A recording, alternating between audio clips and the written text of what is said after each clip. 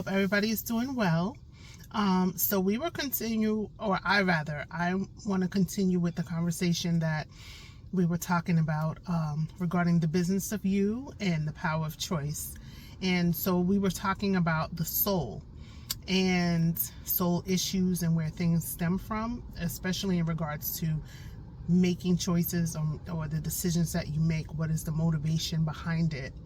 And so I wanted to bring up, regarding the soul, exactly what is the definition of that? What is our soul? And so our soul is our mind, our will, and our emotions. Our mind, our will, and our emotions.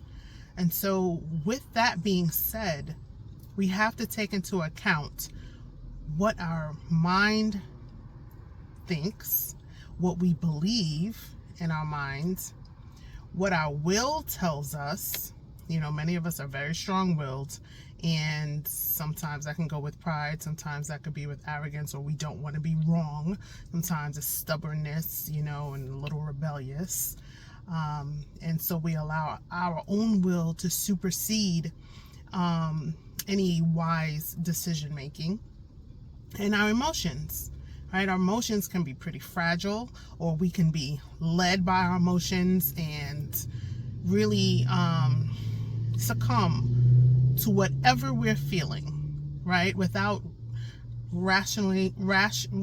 being rational, or we rationalize it away because of our emotions, or without being truly logical in taking the time to just stop and recognize our emotions, absolutely recognize what we're feeling, but really then get to the root of it, because our emotions can really be deceiving.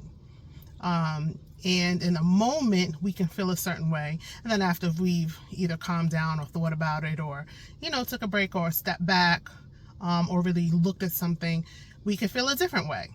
So then there will be different emotions. So sometimes we are deceived by our emotions if we don't have the full picture, if we jump the gun, right? There's so many scenarios when it comes to that.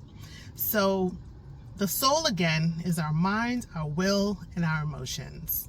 And we have to keep all of those things in check so that we can really understand the power of choice. And we can really know how to navigate whatever situation or circumstance we find ourselves in. And we can do it with a better mindset, with calm emotion, right? With logic and rational thought, and with, even as far as our will, doing something that may even be for the greater good, right? Not a selfish motive or motivation, or how can it best serve us. If it's something that really can best serve the greater good, as well as you, or even in spite of you. So those are just some nuggets I want to drop. And most times, I'm going to leave you with this, right? Most times, the enemy is the inner me, right? I'm going to say it again. Most times, the enemy is the inner me. And we have to get the inner me under control, and in a safe place, so that we are not our own enemy. Okay?